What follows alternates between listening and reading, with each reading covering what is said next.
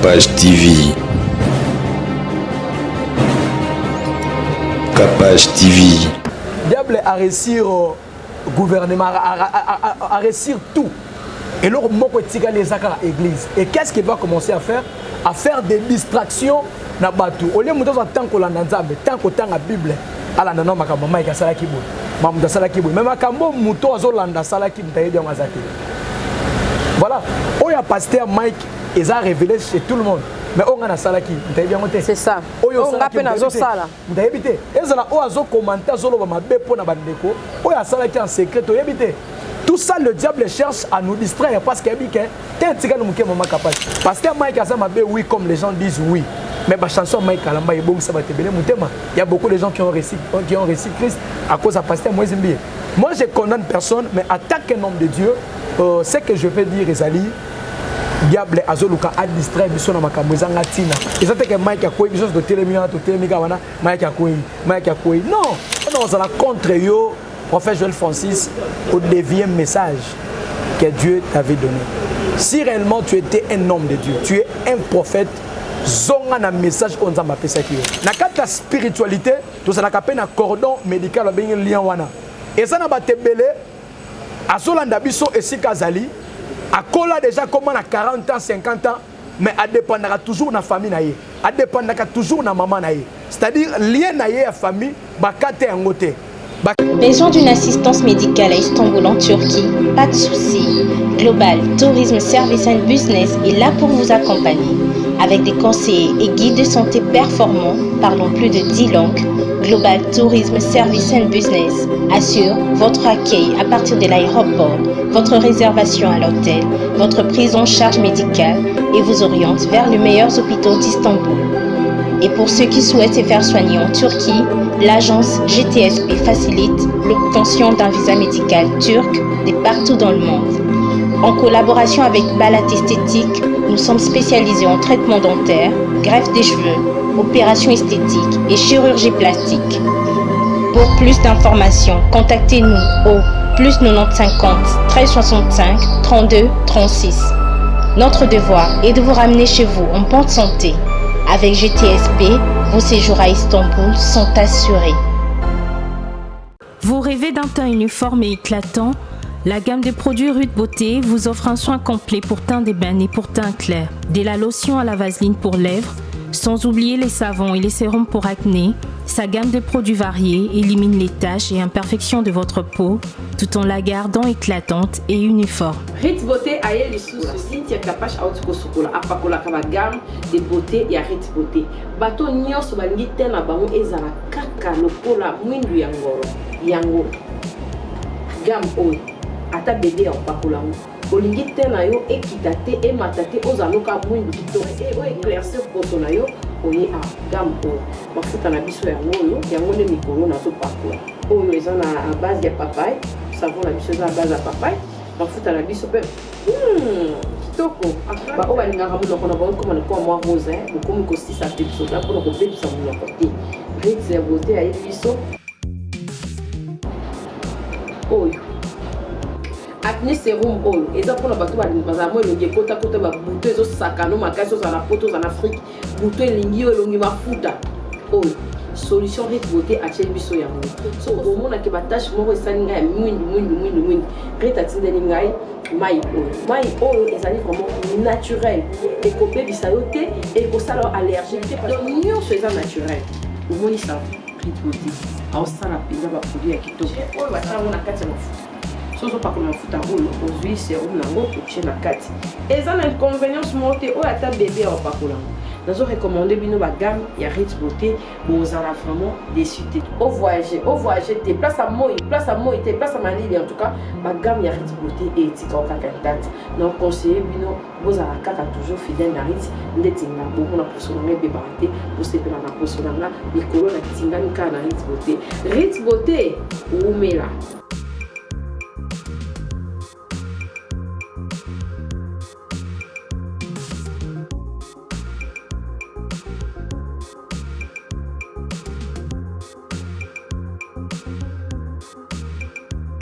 Utilisez-les dans vos soins quotidiens pour un résultat sans précédent. Fier de ma peau, fier de Ruth Beauté. Capage télévision, vous excusez, biso tous appelés banda, moi somme qui est à babrouille et kobima. Mais bon, limbisa biso parce que à la galerie présidentielle, tu évites ce que les araka galerie présidentielle, tu changes à combo, tu évites pété. Mais courant pénal en tout cas, ils ont ça la biso défaut, biso va tous à côté, mais tous ça la rara musala na nenge longo bani, tous ali na prophète na biso iratakate, ba actualité ils ali ebele auto simba simba. Et l'église des autres qui sont soni, ba prophète, ba pasteur. Parce que ça biso soni to éviter tant de la fin commis doté merci na basali na nzambe o nyonso o basambela pour na Capage télévision ba o nyonso ba soutenir na Capage télévision nzambe ya pambola bino pe mabota na bino lelo to ko solola na prophète na biso eratakate abunga biso moi longtemps azongeli biso moto na nzambe bonne santé bien moi kala tozali nzambe zoba OK lelo on va moi makasi pour le quoi tozali banda prédication et yokana boni évolution parce que 2022 oh to kuta no moite on dirait déjà to ça l'émission non té ah et vous mêlez 3 mois to zangi o boni église boni ba actualité côté na ça va on a tout ça la côté banda OK biso zambe merci lelo ko l'exanga lisuna Capage télévision merci kombo na yo komisama nyonso to koloba ezala point le kuma kombo na yo to koloba vérité afin que église na yo ezala sauver église oyo kufelaki ezala sauver pe babiki sama na kombo na Yesu amen amen eratakate ba actualité ezani papa oui nzamba zo batela biso mama Capage malgré sali matin to mona mité vraiment na zaki na déplacement nzamba pambola bandeko ba bengisaki biso na point noir nzambe apambola bino église na bino ezala béni voilà actualité zo na kati église ezali kaka makambo ya achat parcelle de l'église et na activité de ça nous devons préparer bientôt là pour la Taliban. Bonne orphelinat. Oui, c'est ça. On a besoin d'évoluer. On a pas awa, on a organisé le mois na 4e mois. Bientôt on a besoin de la ciel et terrain pour nos images on a peut nzambe bazala édifier. OK, est-ce que ça la mandenge nini? On a ndetito banana achat parcelle et puis orphelinat bo ça la mandenge nini? Pour ba onyo swadingi ba soutenir. Bon, normalement tout ça qui n'a problème il y a makambo tali orphelinat pour na place na bango. En tout cas, ils na papa moko nzamba pambola papa na sika zolanda biso papa l'indiqué malgré zo benga ngate benga ngai. Naza déjà. Papa on a aidé biso ya kozula biso place bana wana balalaka. C'est-à-dire que l'on a bon à 4 églises, bakoma kolala parce que biso sambela trop. Ezala ki bongo pona orphelinat, mais pona église place tozali eza à vente parce que église tout ça va locataire. OK. Bazo teka yango, mais tout ça na un petit somme auto kanisa ki déjà na manda bandeko sungaki tolinga bandeko baza na motema malamu ya kosunga. To tikala ki na une affaire ya $8,500 si je ne me trompe pas. OK. 8,500 pas ça espace à monene. To tikala ki na une affaire ya $8,500 pour na achat parcelle wana. Mais pour na achat parcelle de l'église, ils ont la karaté faut la pasteur mundimi non. Même tout le monde oyo azaka na posa c'est à contribuer à musala nzambe à quoi c'est contribuer pour na achat parcelle les a problème. Ah OK. Ce que achat parcelle na bino ngoto bozwaka. Et comme la biso lokola betelté o biso peto sangisa ki biso peto sala ki bo sala rapé bo tchaka kombo anani soki église sombi lopangu. Bon, normalement église tant sombi lopangu ezaka na kombo ya église, na kombo ya ministère de zana. Ah OK. Na kombo ya église to sombi lopangu ya église. Église eza succession kakate ce que moi non a remplacé. Non. Ce qui a un appel dans Nzambe à Koki. Mais s'il n'a pas l'appel, Aza appelé te, Asala Maramususu, Aza chargé te. Donc ceux qui bandeko basunga kabatu, ba ide biso pona achat parcelle de l'église, to yana mikanda awa, eza na kombo ya église. Voilà, dans sens wana rolobe. OK. Merci. Lelo tozomona makambo ezobima kili to bandana na mambo etali ba actualité na biso tozomona vu Zawadi asali live na Facebook ako expliquer pena ndenge papa Mike Kalambai ndeko Mike asali makambo ya somo et pas maman Zawadi yo en tant que homme de Dieu koki koloba nanu nini pona tozona étape wana et puis tangu babimisa ki lettre ya démission ya yemoko Mike Kalambai papa iratakate makamni okoki koloba tant que prophète na makambo etali église. Merci. Merci maman Capage. Banda makambo tango bandaki. Tango makambo bandi ya le pasteur Mike, je le respecte beaucoup et c'est Gazali na salué en passant. Tango makambo bandi ya pasteur Mike, pasteur Moïse Mbiye, pasteur Marcelo, pasteur Denile, ceci, moi personnellement, j'ai cherché Dieu pour ça. Ok. Je suis un cobon de là pour ça, pour dire Seigneur, au juste c'est quoi. Et Dieu m'a dit une chose, avec ses grévistes, ils allaient distraction. Les diables cherchent à vous distraire parce qu'il y a des gens qui ont Bible Zoloba, malheur à la terre, car votre adversaire, il rôde comme un lion, il cherche qui il va dévorer. Mais ce qui est plus loin la Bible Zoloba, parce qu'il sait à un temps, le diable n'a pas temps moukier, et la seule loco etikali ils ont mouillé diable, et ça église. Parce que le diable a réussi politique, le diable a réussi gouvernement, a réussi tout. Et là, l'église. Et qu'est-ce qu'il va commencer à faire? À faire des distractions dans le bateau. Au lieu de tant qu'on a tant qu'on a la Bible, ala nana makamama ikasala kibo. Mamuda sala kibo. Mais makambo muto azolanda sala kibo taïdi ngazaki. Voilà. Oya pasteur Mike, ils a révélé chez tout le monde. Mais on a sala kibo. C'est ça. On a peine à sala. Vous avez évité. Et ça on a commenté zolo ba mabe pona bandeko. Oya sala ki en secret, vous avez évité. Tout ça, le diable cherche à nous distraire parce qu'il y a un petit peu de maman capable. Rôle dans les alliés, le diable a jamais compris sa message au bistrot. Pasteur Mike, c'est une personne comme moi. Il peut pécher, il peut tomber. Là, il tombe. Je prie pour lui parce que moi, les forts, je prie pour les faibles. En fait, Nzambe Asanini a tombé. Nzambe a fait un passage, message dans ce qui mange est sorti ce qui se mange. Nakatia Muto Aliaka. Na muto aliaka ebimé loko baliaka. Ezala ki histoire à Lyon. Lyon bo makabat. Mais na kati Lyon ebimisa ki mafuta nzoi. Pasteur Mike Azama be oui comme les gens disent oui. Mais ba chanson Mike Kalamba ebong ça va te béné mutema. Il y a beaucoup de gens qui ont reçu Christ à cause de pasteur Moïse Mbiye. Moi je condamne personne mais attaque un homme de Dieu. Ce que je vais dire Ezali diable azoluka a distrait biso na makambo ezanga tina parce que yebika tika na tamuke. Abanda biso na politique.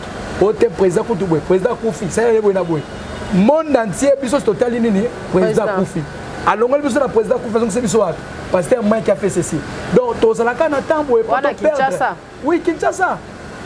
Pour te perdre nini, objectif. Oui, parce que le message que Dieu nous a donné, c'est aller partout dans le monde, aller faire de toutes les nations, les disciples. Si le pasteur Mike a tombé, on est alliés. Priez pour lui, il faut continuer chemin. Parce que nous avons continuer chemin.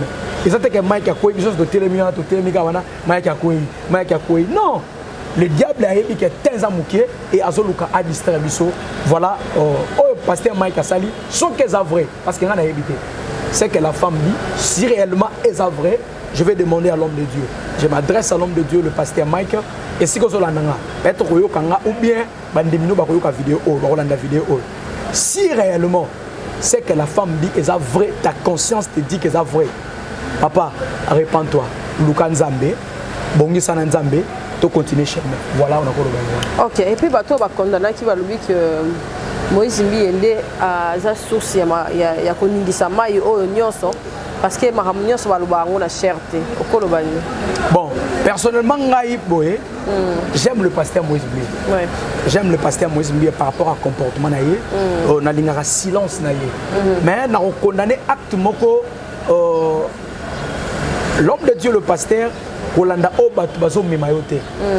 Oye makinze moko lobi kobengo benganga komisinga cible oba humilier ngai souviens-toi, c'est-à-dire tu dois accepter l'humiliation. Tout le monde peut te dire oba koloba, mais but principal nous ali de ramener le peuple aux anabango vers Dieu. Barambazoloba ezala ya solo ezala lokuta to condamner oté. Mais ce que je vais te dire nandimi peut-être na ngamoko que pasteur Moïse Mbiye ndakozala source makabo nyonso sala pour salir Mike, parce que le pasteur Mike Kalamba c'est un frère. Il y a longue date, il y a longtemps na pas pasteur Moïse Mbiye. Bon nandimi ta ko salir et ça biso na biso ba congolais. Au moins même pasteur Moïse Mbiye les informations ba na ko memela ya ko memela. Maintenant, comme les informations. Le problème, c'est que Mouto a une information. Façon à l'obéli en haut, peut-être malamouté. Mais je ne compte pas que le pasteur Moïse Mbiye pour organiser ce que ça dit pasteur Mike Mbiye organise. Merci. Et raté, tu as continué vraiment bien. Et là, on est encore ça va dans l'ensemble parce que Mikolo, avant que tu aies un sujet, comme vraiment lembi. bana nzambe balembi église est comme vraiment désorientée pour un comportement et basali na nzambe ba garder kaka espoir repentance ezala kaka to nini okoki koloba na bato nyonso bazolanda biso. Merci nazoloba na ba fidèle na biso nyonso ya Kapage télévision même si partout dans le monde bolanda biso en tout cas to ba tant ozali diable azoluka biso a koisa biso. Amen. Na koyebisa yo une chose diable ayebi katika na tamuke et azoluka amema batebele ake na bon enfer. Enfer normalement et salama pour na bisoté mais enfer est sa punition oyo nzambe alaka ki na satana. Et le diable ayebi que non nako ke ngai mo côté. Il faut na balayer na zo batebele na ke na bango na enfer. Makambo séduction ça kana ba pasteur te même ba musique musu to landaka ba clip musu bo landaka profonde. Il y a des gens musu ba même biso na kata ko pengwa. Na webisa mo na nzambe. Yo ndemela Yesu Seigneur et Sauveur. Mike akufela yote. Moïse mbi akufela yote. Ninga na kufela munda kufela za Jésus-Christ de Nazareth. Joie vina yo mais mango toujours en Jésus-Christ. Même si nga na koyi, même si de kwa koyi, yango elembiso ko sambelate. Ta foi est en pasteur te, mais ta foi est en Jésus-Christ. Vous allez remarquer même Bible zoloba na 1 Corinthiens, Paul azoloba na zolobela bino lokola na zolobela bino lokola bana mikie parce que na opesa bino miliki na opesa bino quoi ngate parce que beaucoup supporter te na mona 4 na minu ya des divisions. Musa lobinga na za pour kingani, nga na za pour kingani. Yete muta kofela biso. On a yebi, ce n'est pas le pasteur Mike qui a donné sa vie à la croix pour ma vie, même si ce péché c'est qu'il a fait les erreurs et que ça a été empêché en assemblée. J'encourage les gens toujours en foi parce que nous avons crié en Jésus-Christ. Garde toujours la foi, peu importe ma difficulté, peu importe les erreurs, il y a un serviteur de Dieu. Serviteur de Dieu, la seule personne au comme on a sauté à quoi le photo à vidéo à Jésus-Christ et je suis fidèle en Jésus-Christ. Voilà ce que je peux dire. Ce qui est ma vidéo à Jésus-Christ et bimi a nidité na au mari a bimi siango. Là d'office je quitte. Là d'office je quitte serviteur de Dieu ou bien je quitte enfant de Dieu. Mais le col a vidéo à mon Jésus exalté. Je suis toujours derrière lui et je le servirai jusqu'à la fin de ma vie. Voilà. Na sur point noir comment ma prédication ils aura le soute que to bongisa mitema na biso to kota lola to kende tango ekomi na suka biso so to comment oyeba ka ke okozwa mateya na yo tongo moni mutu na cercueil to mutu akufine réflexion ezongi mais l'église boye po boye bisa biso vraiment que to komi na temps de la fin payer son koya ba prédication à lolenge wana ezala le soute pour nani. Et bon maman Kapage il faut comprendre on a ce seul rumor na bi et diable a dit que ça na tamuke a la distinction même dans le message na baptême thème principal au Bible les reconnaître les amis aller partout dans le monde aller faire de toutes les nations les disciples pour ça bloc note nanga soko ba ndio vérifier les enseignements ba thème na préparaka comment monsieur Zaka la répentance monsieur Zali comment rentrer vers Dieu l'évangélisation tout ça si d'autres catégories va pasteur ba té aka siriangote nous du moins côté à casser le royaume des cieux mais côté à mon royaume des cieux il accepte que mon côté peut bien des choses à tout. Premièrement le royaume des cieux chercher premièrement le royaume des cieux et le reste le rôle là matabis tant à terre au royaume des cieux tu as resté Jésus-Christ Seigneur et Sauveur laisse-moi aussi te prêcher la bénédiction parce qu'en Jésus-Christ nous sommes aussi bénis parce que la Bible dit c'est la bénédiction de l'Éternel qui enrichit voilà dans d'autres langages première priorité nabiso c'est la repentance oui. Après avoir prêché la repentance, après avoir prêché la vie au royaume des cieux, prêchons aussi ce que Dieu a béni pour Nabiso. C'est ça qu'il a dit à Pierre, à Simon, au centuple, na vie éternelle. Lorsque tu as déjà la vie éternelle, au etikali, tu peux gagner, c'est pas un problème. Ok, merci. Tu vas continuer à rater. Pourquoi on a raté? Comment vous avez raté au mot préféré à vous? Non, bandela sous les lots. Bambale belé. Autour d'un bambale belé. Dans le but combo, ils allaient combo nous m'appelle ça comme une alliance. À des fois lorsque tu le bagapo na magambeta les combo, tous à la rabanzambete, tous en zambete, naza juste un serviteur de Dieu. Et à travers l'alliance que Dieu m'avait promis, à Ibisenga le bien au Rosala et au raté na accompagner. Voilà ce que Dieu m'avait dit. Yango autres autres là. Donc combo et ratakate. Nazan Nzambe parce que la seule personne où il rattrape des Nzambe. Ok. Et ça comme alliance juste Dieu avait fait dans le sens qu'il va m'accompagner non son enseigne pas naï à quoi accorder voilà. Ok, merci. Moi qui a capacité à répondre. C'est pas un problème.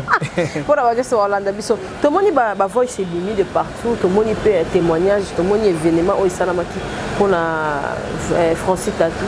Yo en tant que prophète, beaucoup de gens ont belé hein. Kobenga tina koyoba hôtel les place ligne comme ils sous comme ça va tamaboma oh ba on bazo ya kofunda pas Deniles mahambo comme pena kitoko côté ratarato ko kolobani prophète Joël Francis prophète Joël Francis je vous respecte homme de Dieu mais il y a une chose que j'ai contre vous comme la Bible dit le en Apocalypse chapitre 3 tant que 7 anges de l'église Yazi azoloba je connais ceci, mais ce que j'ai contre toi, c'est parce que tu as fait ceci. On a contre yo, prophète Joël Francis, au dévié message que Dieu t'avait donné. Si réellement tu étais un homme de Dieu, tu es un prophète, zonga na message on a appelé ça. Ce que tu fais là, ils ont un contexte na kobongo la mutu mutema. Oui, ça mutu place chambre muta lala qui est kobo muta salaki. Et ça na communion ni na côté évangile muta bongo la mutema. Voilà maman capable. Pour te prêcher au bongo la mutema na pour sa prophétie na ngate. Parce na pour ça na bimiselo passage au tout à mutema makambo zo sala. Tout ce qu'elle fait na moni makambo uto le kaya mutu mo pesa 15 000 francs pour na non, mais pourquoi tout ça? Qu'est-ce que vous allez gagner? Tout ça c'est pour que bozwa la la reconnaître dans le monde. Non, c'est pas ça. Ko luka succès à yote luka succès à Yesu Yesu salo succès.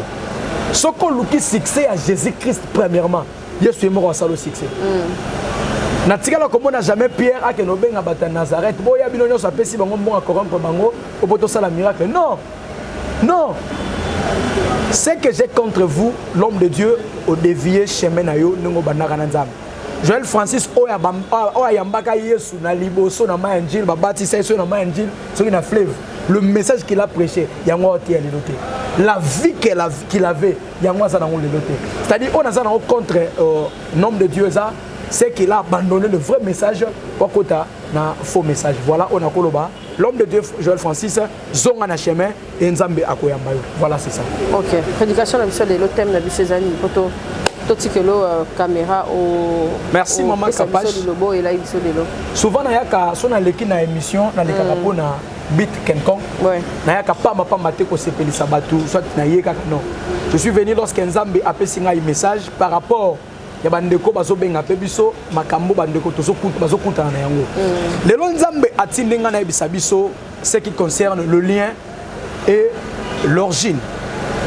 Ba lien na ba origine na yango.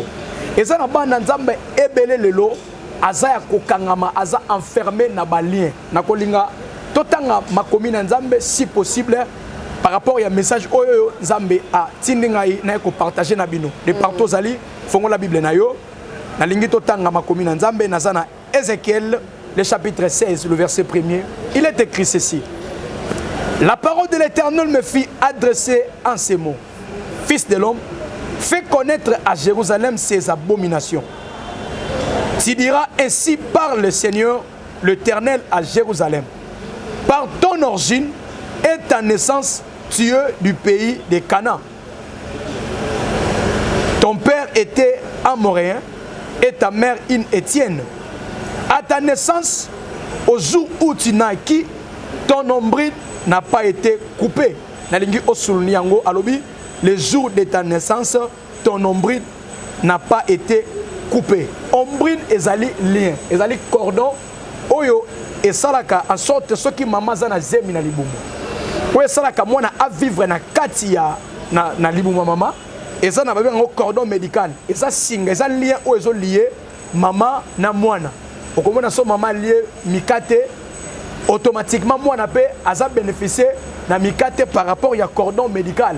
Et qu'est-ce qu'ils ont passé la cause qui m'a botami bawela kokata d'abord cordon médical ozo lié maman na mwana pour que le mwana akoma indépendant na kata spiritualité tout ça na kapé na cordon médical bengi lien wana et ça na batebele azolanda biso esika zali akola déjà comment na 40 ans 50 ans mais a dépendra toujours na famille na ye, a dépendra toujours na maman na ye. C'est-à-dire lien na ye à famille bakata yangote, bakata ombri na yete, pe origine na yete azobotama, abotama malamute.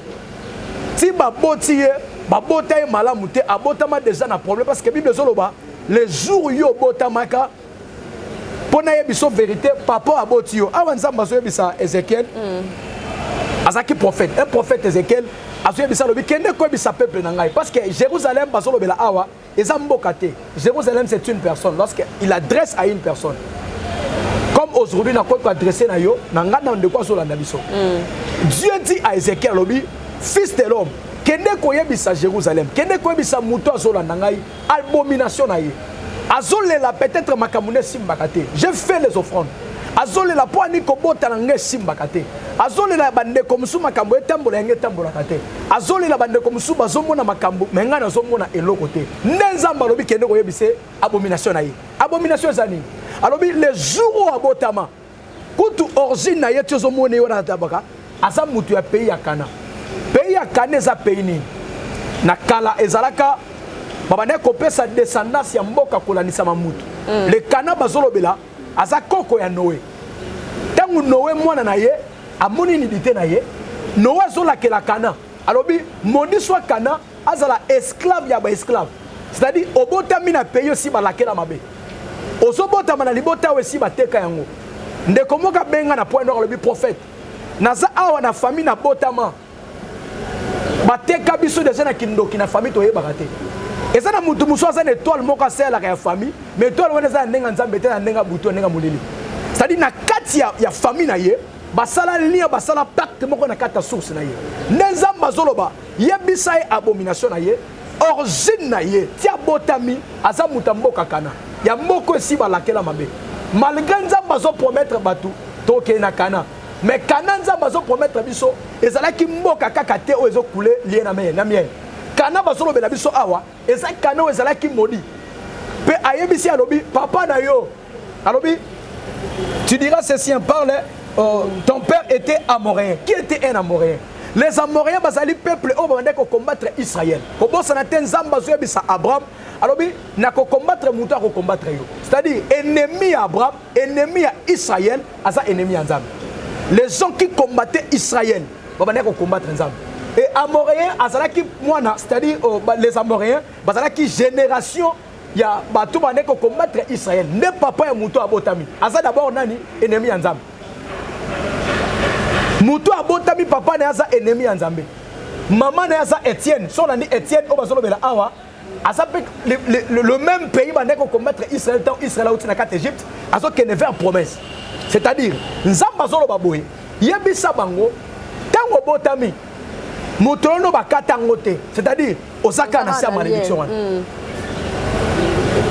Si on continue par ça, tina soko mona Bible lobi, ata mutu moko te alinga ko sala nini, ko porter regard liboso non pas kata o lien, akata lien o. Pona nini? Parce que tu bote muta sepela na yote. Les ana batebela botam ba sepela taya. Tala mutu o peut être zemine yaka na viol. Ba sepela ta botam. Mais abotami na kata lien, abotami na source neze ya mabe. On comprendre même na kata Israël et ça na batu babane côté kabango. Papa teki mwana azala esclave. Tangu papa teki mwana wana ke abali obi aboti descendance na baza esclave. Ndo somo na mutazola nangai na kata stérilité na sanango et ça stérilité familiale. Azana stérilité familiale parce que c'est la stérilité en lien ezali. On comprend dans la carte de la Bible, dans la Bible Zolobela, histoire, il y a des rois, le chapitre 2, histoire, il y a Élysée. Les gens de la ville, ils ont marché.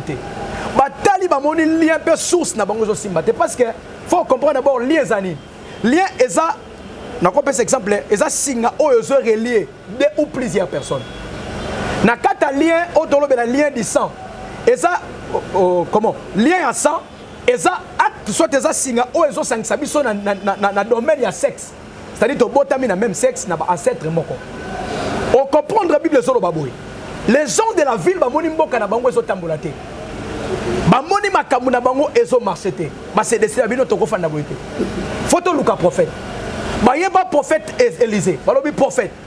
mboka na biso eza bien ndenge ozomona mais botaka te mama Kapache eza na bato ebele ozomona aza kitoko mais mpo na ye libala eza na pasi aza kitoko abala libala malamu mais kobota eza te eza na ndeko mosu azolanda ngai ye abotaka kaka mwana tata tosala délivrance ya mama en église abi papa naboti déjà 5 bana na 5 libala ntango nazosala na ye dialogue nazosola na ye nde nzambe akoyebisa ngai natuna ye na kati ya famille na ye ayebisenga papa koko na biso abota bongo mama na biso abota bongo ngai naboti bongo mpe bana nazobota bazobota bongo c'est-à-dire eza na lien moko ezolie bango oyo il faut bakata mutolo wana aussi longtemps bakati yango te boza toujours na se ya nini esclavagisme et la seule personne qui a la capacité à couper yango c'est le Seigneur Jésus-Christ. Et ça na bandeko bele mama Kapache azolanda ngai même stérilité na ye balobi mboka eza bien mais botaka te la stérilité. Vous comprenez? Alors mboka eza kitoko ndozomona mon seigneur yo moko zomona mais biloko na mboka ngo ebotaka te eza passe lelo mama Kapache na peso exemple moko terre à terre soki lelo na sepe na yo na draguer na linga yo na kolingo jamais na otuna ma famille na bino famille na ezalaka ndeni ndoko na bino mo azalaka ndeni naolandaka kitoko mama Kapache na sa nini mama Kapache par habité alandi kitoko nani ntango okota na kati ya famille wana obosani lwa moko ezalaka na famille wana moto abotaka te bosalisi examen yo oza bien mobali aza bien bozobota te poani bible elobi soyez féconds et multipliez-vous eza na lie moko ya stérilité ekangi yo bandeko alobi tokofanda te fo tokuta na prophète ntango bayeba prophète azoyebisa bango eloko moko prophète alobi tokende wapi na source tokende wapi na origine. Pourquoi le prophète azongisa bato na origine? Parce que origine ya mutu eza na capacité à relier vie na des années nayebisaka baserviteur de Dieu musu baprophète stérilité nyonso eza diable te zongisa mutu na origine eza na mutu musu alongolaka zemi par force bakate batrompe endeko ntango azobota te ake kota na kati ya libala koloba teke eza bandoki zongise na origine ozalaki nini olongolaka zemi bakataka batrompe eza su diable te eza diable te yo moko tout ce n'est pas diable. A des fois makambo etambola te fo zonga na origine na yo Elisa lobi bo makambo na moi photo zonga na origine tango bazongi na origine ba ke kuta na mama Kapache na origine ta bazongi ba ke remarquer que il y avait un homme de Dieu né à laquelle la kamboka wana mabe on l'a dit maman tango bazongi na origine né Elisa qui ko découvrir qu'il y avait quelqu'un qui avait maudit, c'était Josué Zolo balobi maudit soit celui qui se lèvera pour rebâtir quoi la ville de Jéricho à laquelle Jéricho sans savoir que ba descendance ba tout ça ba fan na place et comme muké ba tout ça ba zonga wapi na Jéricho ne papa oyel de Bethel aye ko somba lupangu na ye place ici na Israël parce que comme ki muké ake somba place ni ake na Jéricho ba ndotonga bo tanga tongi abani fondation moi libosa kufi asisi fenêtre moi na mi bala osani akufi ezana batu musu abala libala moko libala nsi balaki la famille wana famille na bakufi la kabibali ngana ko connaître frère Matou Samuel te peut-être frère Matou Samuel la famille na bango balaki la ka louezali que bakobala basi fuma sarani bakufa il faut rentrer na kata source oyeba maloba nini balobela biso na famille nani na lakela biso Elisa la bio na moni mboka eza bien mais batu balakela bino po mboka mo ebota ezati alobi mboka eza kitoko me biloko ebota kate ato loni biloko ebota te azane mwasi mais son nzoto si la raté atate parfait son nzoto si la te Elisa bito zonga na source tant bazongi na source nde Elisa ekotala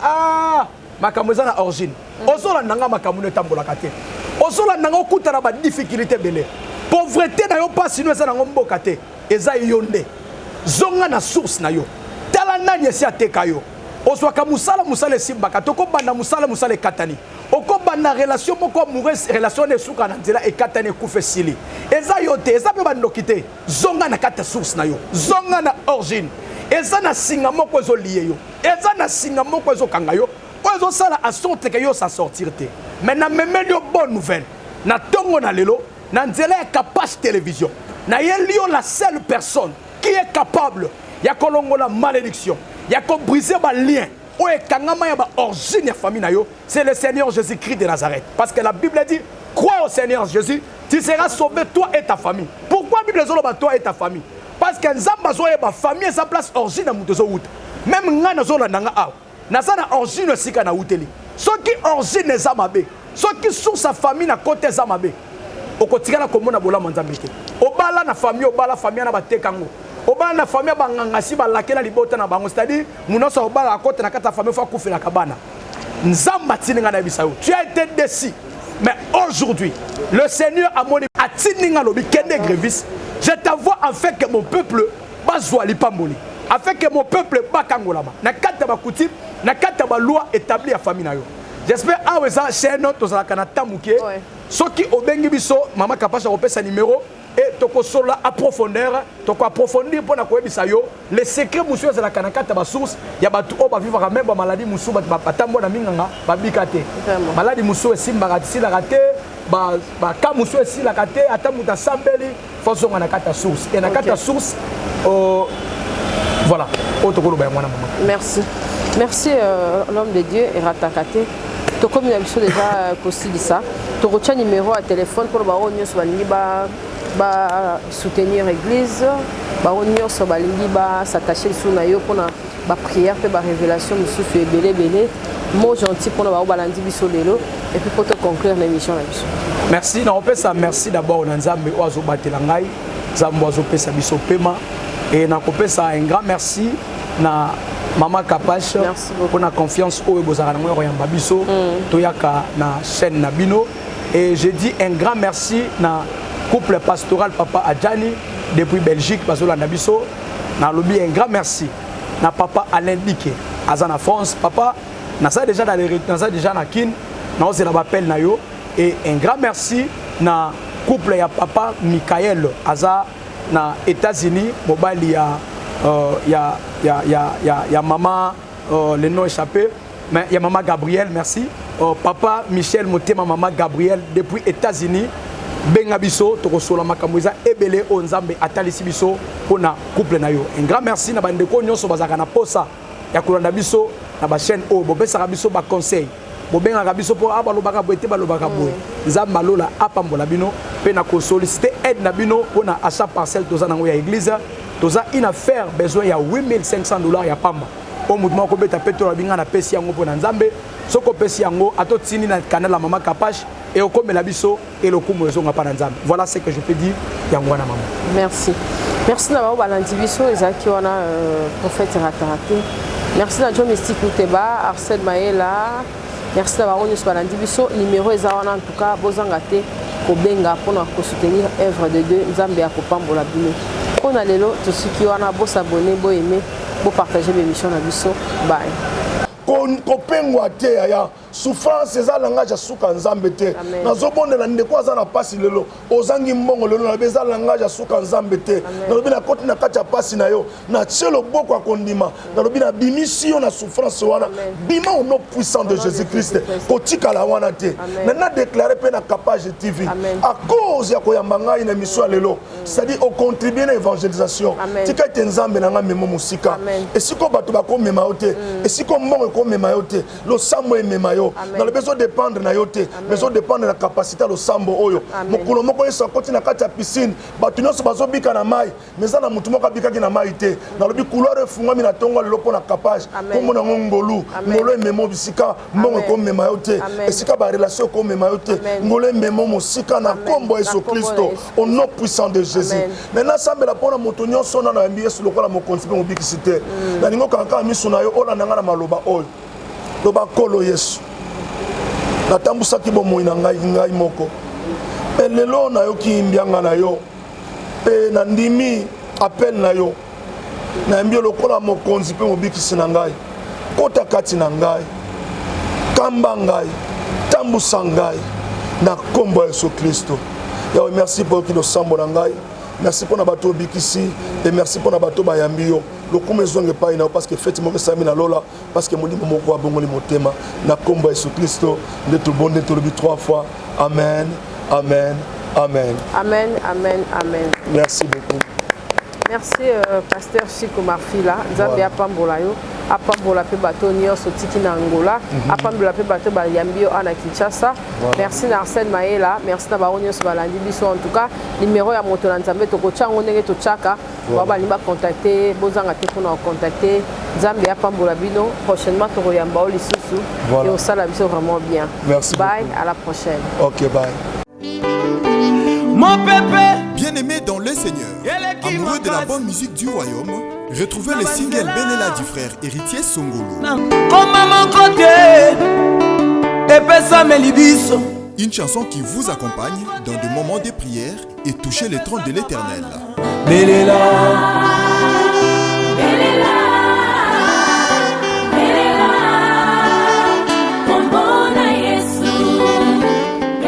Que l'on peut retrouver sur la chaîne YouTube Héritier Songolo. Abonnez-vous massivement et activez la cloche de notification pour ne rien manquer. Que Dieu vous bénisse. Abonnez-vous. pisanga makasi Yesu. Oyebi banzela nanga natambolaka.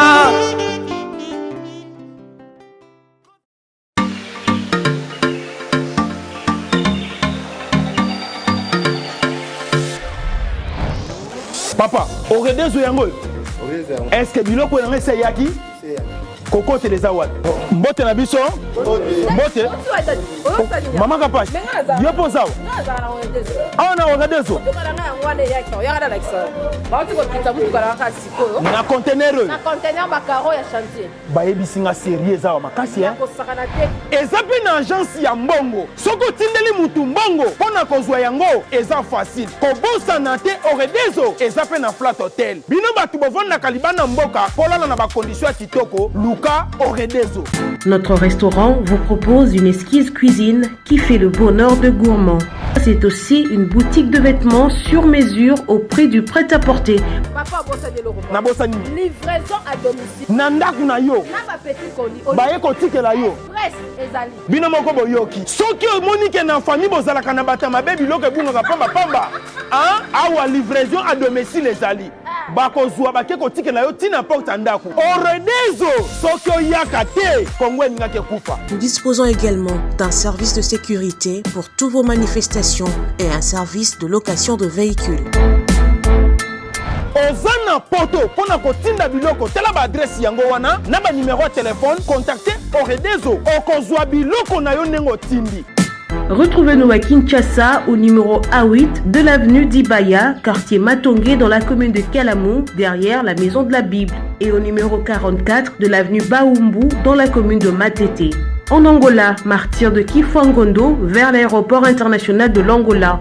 En France, 47 chemin de Petite Fontaine, 91 180 Brittany sur Orge. Maman Kapash, Oredezo, frappe na le, frappe na retour. Vous êtes à Kinshasa à la recherche d'un cadre au confort moderne pour vos séjours? Une gamme des meilleurs services pour votre entière satisfaction vous attend chez Ozana's House.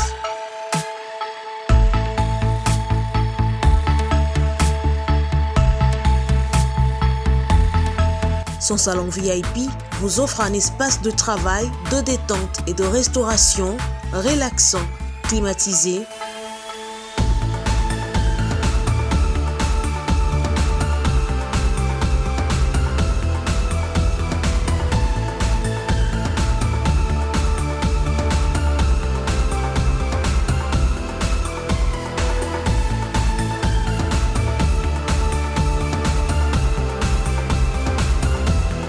et ouvrant sur un balcon qui vous offre une très belle vue.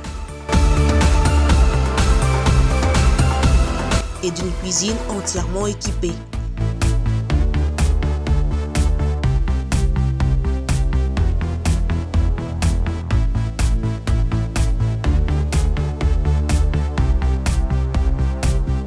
Sublimez votre séjour chez Ozana's House. Avec nos chambres confortables, lumineuses, élégantes, donnant accès à une salle de bain bien équipée, contactez-nous au +243 99 24 46 090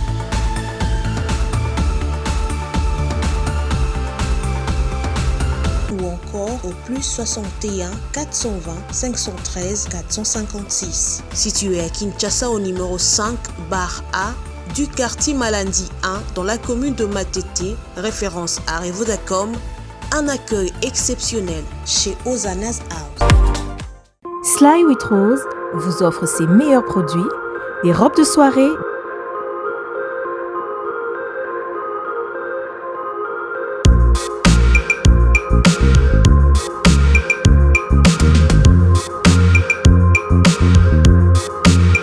des sacs, des chaussures, des perruques et d'autres accessoires.